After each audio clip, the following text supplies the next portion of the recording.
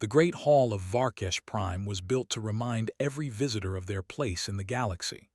Its ceiling was so high that clouds drifted beneath it, held in place by slow-moving gravity fields. Pillars carved from black crystal rose like mountains. Along the walls stood statues of alien kings and conquerors, each one larger than life, each one crushing smaller figures beneath their feet. Most of those crushed figures looked human. Today, humans stood there in real life. They were few. Only 5 representatives from the Terran Union had been invited to the summit. They wore simple uniforms, dark and clean, with no gold or glowing symbols. Compared to the gathered alien rulers, warlords, and nobles, they looked small, fragile, temporary. That was how the galaxy saw humans. On the highest throne sat King Tharok of the Varkesh Dominion. His body was massive, covered in layered armor-like skin. His eyes glowed a dull red, and his long tail rested across the steps of the throne like a warning. He had ruled for 3 centuries, conquered dozens of systems, and broken entire species into servants. He looked down at the humans and smiled. "So," Tharok said, his voice amplified by the hall itself, deep and mocking, "these are the creatures who claim they deserve equal standing." Murmurs rippled through the crowd. Some laughed openly. Others watched with curiosity, like scientists observing weak animals. The lead human diplomat, Ambassador Elaine Moore, stepped forward. She was older, her hair silver, her back straight. Her voice did not shake. "Humanity seeks cooperation, not conflict," she said. "We have honored every treaty placed before us.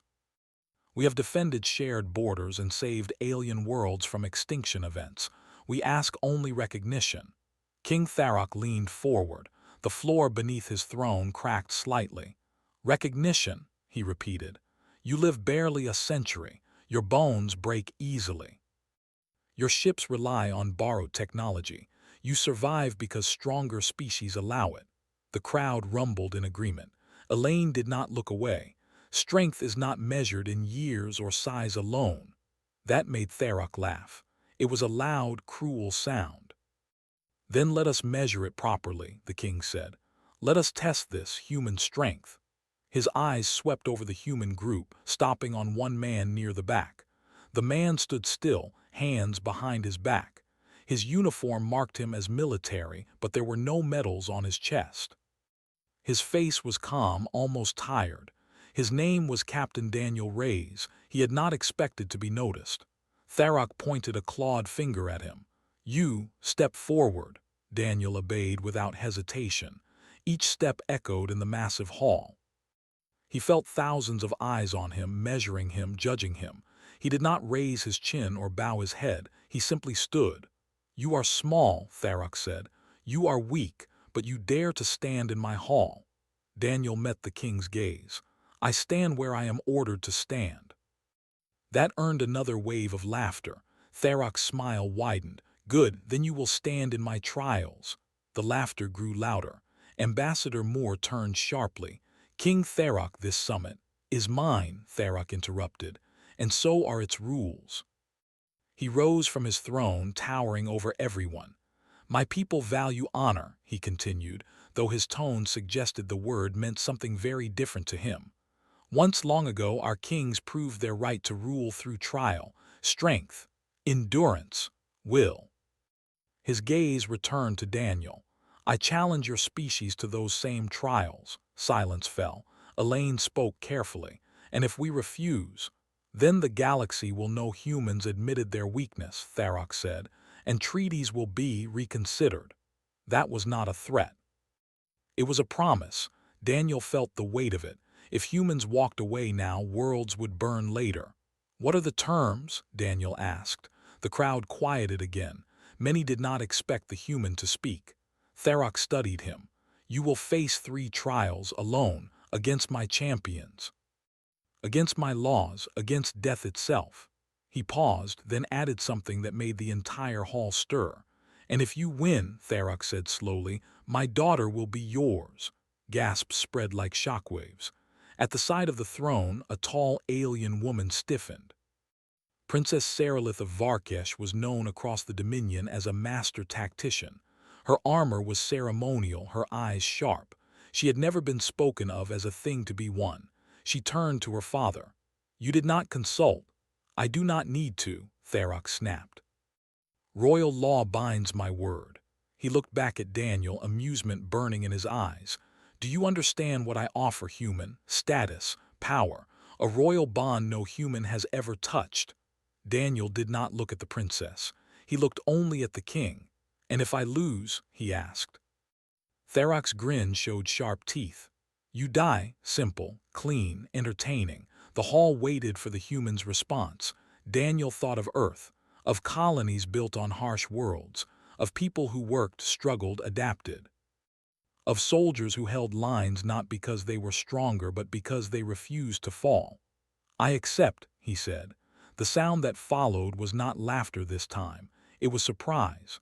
Princess Sarilith stared at him. She searched his face for greed, fear, or pride.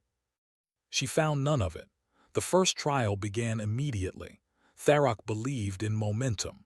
Daniel was escorted through corridors deep beneath the palace, down into an ancient arena carved into the planet's crust. The air was hot and heavy.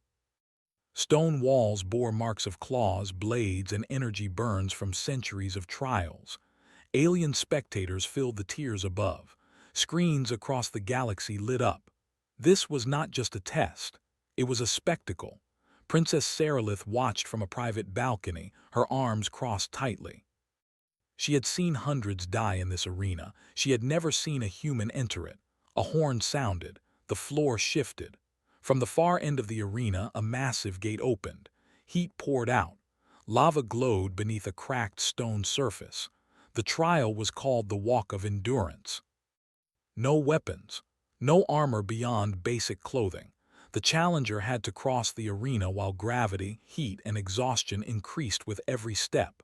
Varkesh champions usually lasted minutes.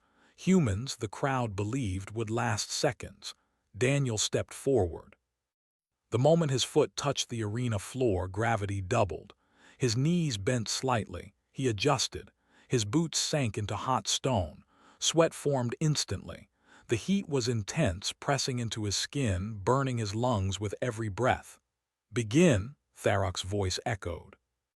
Daniel walked. Each step felt heavier than the last. His muscles screamed as gravity increased again. The air shimmered. His vision blurred at the edges. Aliens laughed at first. "Look at him struggle. He will collapse soon." But Daniel kept walking. He slowed, yes. He adapted his breathing, short steps, controlled pace. He did not rush, he did not panic. Princess Sarilith leaned forward. Minutes passed. Gravity tripled, then quadrupled. Stone cracked under Daniel's feet. His shoulders trembled. His hands clenched. Still, he did not fall. Memories surfaced in his mind. Marches under heavier packs, training in deserts where heat killed the careless. Long nights where stopping meant death. Humans were not built to be strongest. They were built to endure. Halfway across, Daniel stumbled. One knee touched the ground. The crowd roared in approval, but he did not collapse. He rested his hand on the stone, pushed, and stood again. The laughter faded. At the far side, the exit gate waited. Daniel took one step, then another. When he finally reached the edge and crossed the line, the arena went silent. Gravity released instantly. Daniel collapsed to his hands and knees, gasping. His body shook, but he was alive. A tone sounded, clear. Final, trial 1 completed. Princess Sarilith felt something unfamiliar tighten in her chest. Up above, King Tharok's expression hardened. His amusement was gone, replaced by irritation. "A fluke," he growled. "Nothing more." But across the galaxy, screens replayed the image of a human standing where he should not have been able to stand.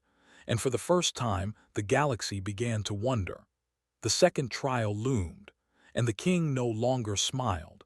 The silence after the first trial did not last long. Across Varkesh Prime, the great screens replayed the moment again and again. A human, bent under crushing gravity, refusing to stay down. Commentators argued. Some called it luck. Others said the trial must have been weakened. Very few admitted the truth. Humans endured. Captain Daniel Reyes was taken from the arena on a simple transport platform. Medics checked him quickly. His muscles were strained, skin burned, lungs raw from heat, but nothing was broken. He refused pain suppressors stronger than basic treatment. He wanted his mind clear. Princess Sarilith watched from a distance as he was treated. She had expected to see fear in his eyes after surviving the first trial. Instead, she saw focus. "You should not have survived," she said quietly when she finally approached. Daniel looked up. "People say that to humans a lot." She studied him. "You do not look pleased." "I'm not here to be pleased," he replied. "I'm here because walking away would cost lives." Her eyes narrowed slightly. "You believe my father would attack your worlds." "I believe he would if it suited him," Daniel said simply. Sarilith said nothing. She did not deny it. High above them, King Tharok watched with growing anger. The first trial was meant to end the matter. Now the galaxy was watching more closely than ever. "Prepare the second trial," he ordered. Immediately. The second trial was called the Hunt. Daniel was not given time to fully recover. That, too, was part of the test. He was taken to a vast artificial jungle beneath the palace. Towering alien trees blocked out the sky. Thick mist crawled along the ground. Sensors and hidden cameras followed every movement. The rules were simple and cruel. He would be hunted. 3 Varkesh champions entered the jungle after him. Each was larger, faster, and stronger than any human soldier. They wore light armor and carried traditional weapons. Daniel was given nothing but his uniform and a small water pack. He had one objective: survive until dawn. The horn sounded. Daniel moved immediately, not forward but sideways. He broke line of sight, forcing the hunters to spread out. He listened carefully. The jungle was alive with sound, but not all sounds were natural. Princess Sarilith watched from the control chamber. She knew the hunt well. It favored brute force and speed. Her people excelled at it, but Daniel did not run like prey. He moved like a problem solver. He tested the ground before putting his weight down. He avoided paths that looked too clear. He memorized patterns in the mist vents and thermal currents. The first champion found him within an hour. The alien burst through the undergrowth, roaring, blade raised. Daniel did not try to fight head-on. He rolled aside, letting the champion's momentum carry him forward. Daniel grabbed a hanging vine and swung upward, avoiding a fatal strike by inches. The crowd watching expected him to be cut down moments later. Instead, Daniel vanished into the upper branches. The champion roared in frustration. Daniel climbed higher, ignoring the pain in his muscles. He stayed above, moving slowly, staying quiet. He waited. Hours passed. The jungle grew colder as artificial night approached. Daniel used leaves to mask his heat signature. He rationed his water carefully. Hunger gnawed at him, but he ignored it. Another champion tracked him by scent. This one was smarter, more cautious. Daniel noticed disturbed foliage before he heard footsteps. He set a simple trap using fallen branches and a loose vine. When the champion lunged, the ground gave way slightly. It was not enough to kill or trap, but it was enough to slow. Daniel did not attack. Instead, he fled again. Princess Sarilith frowned. "Why does he not strike?" she asked one of the observers. "Humans are weak in combat," the observer replied. "He avoids engagement." But Sarilith saw something else. "He is conserving," she said, "not avoiding." Near midnight, the third champion cornered Daniel near a ravine. There was nowhere left to run. The alien smiled, confident. Daniel raised his empty hands. "I surrender," he said. The champion hesitated. In that moment, Daniel moved. He dropped suddenly, grabbing the champion's leg and using his own weight to pull them both forward. The alien stumbled. They fell toward the ravine. At the last second, Daniel grabbed a root embedded in the rock wall. The champion did not. The alien fell, not to his death, but far enough to break bones and end his hunt. Daniel stayed hanging there, muscles screaming, until rescue drones arrived. Dawn broke. The horn sounded again. Trial 2 completed. The reaction across the galaxy was louder than before. This is deception. He never defeated them. He survived. That was the rule. King Tharok crushed a stone armrest with his claw. He turns our own laws against us, he snarled. Princess Sarilith felt something shift inside her. This human did not win by overpowering her people. He won by understanding the rules better than they did. As Daniel was brought back, he collapsed from exhaustion. This time, he accepted medical help. When he awoke, Sarilith stood beside him. "You risked your life to save one of my father's champions," she said. "He was injured," Daniel replied weakly. "Didn't deserve to die for a show." She searched his face again.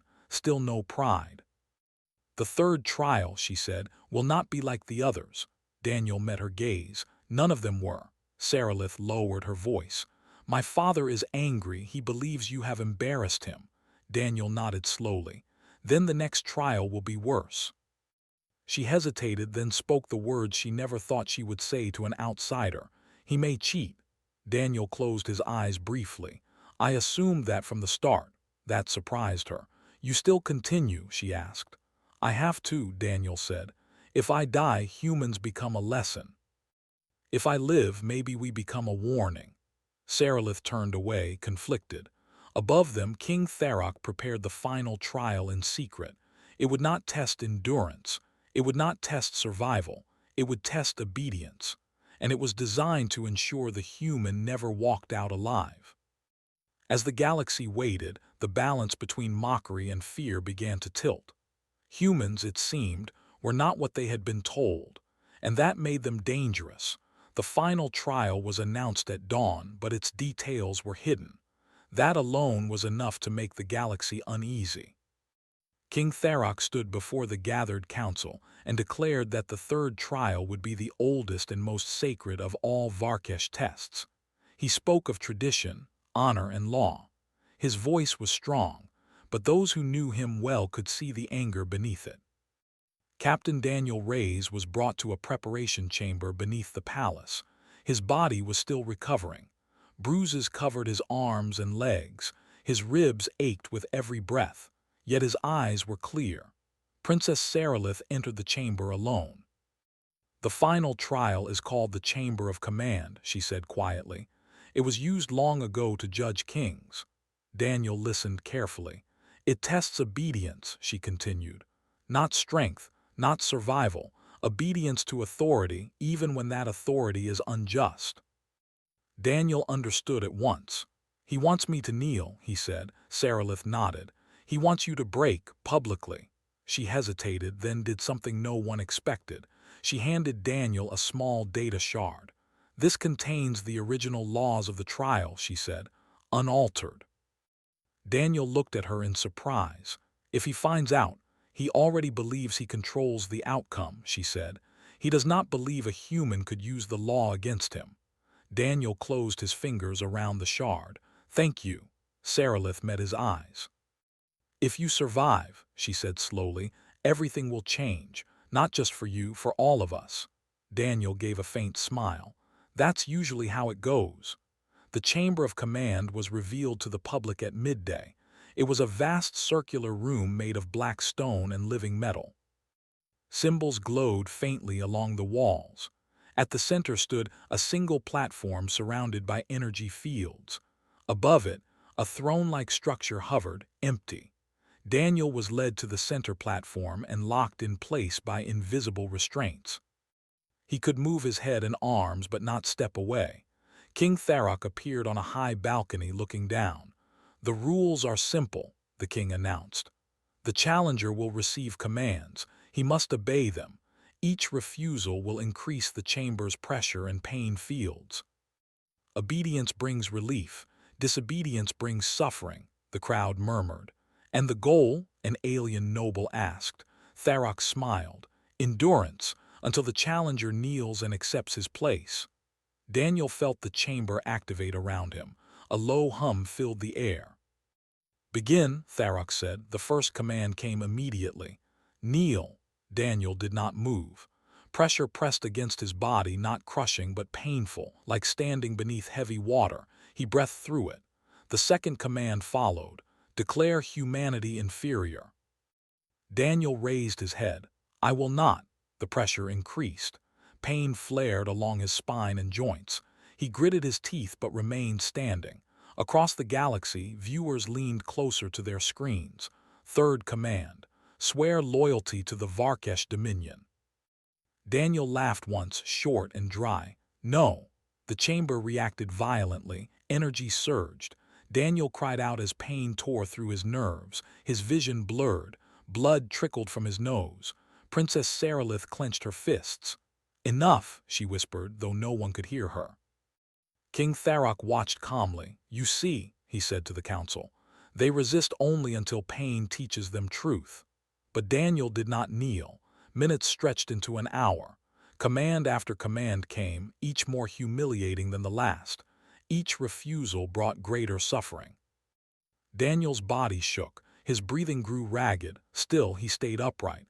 At last, King Tharok leaned forward. Final command, he said. Accept my mercy. Kneel and live. Daniel lifted his head slowly. His voice was weak but steady. You misunderstand humans, he said. We kneel only when we choose to. He raised his arm with great effort and pressed the data shard into the chamber's control panel. The room went silent. Symbols along the walls flickered. The hum faltered. What did you do? Tharok roared. Daniel spoke loudly now, forcing his words out through pain. I invoked the original law of the Chamber of Command. The walls lit up, projecting ancient text across the room. Princess Sarilith stepped forward. The law states that a challenger who resists unjust command without malice is judged worthy of leadership, she said. Not obedience. The council erupted. This trial was never meant to break, Daniel continued. It was meant to reveal who should never rule. The chamber's restraints disengaged. Daniel collapsed to one knee, not in surrender but exhaustion. A clear tone sounded through the hall. Trial 3 completed. For a moment no one spoke. Then King Tharok screamed in rage. Lies, tricks, he cheated. Princess Sarilith turned to the council, her voice strong. My father altered the trial. He violated royal law. The chamber itself has judged him. The ancient system responded. Energy fields surrounded King Tharok's balcony, locking him in place. The crowd gasped. Daniel struggled to stand. Sarilith moved to his side, supporting him. By royal law, she declared, the challenge stands. The human has won. She looked at Daniel, then at the galaxy watching. But I am not a prize, she said.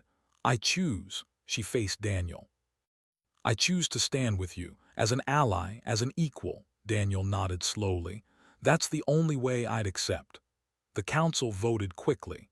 King Tharok was stripped of his authority, his rule ended by his own challenge.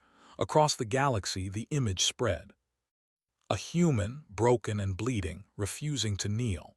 A princess choosing justice over blood. From that day forward, humanity was no longer mocked as weak. They were remembered as the species that could not be ruled by fear, and the galaxy would never forget it.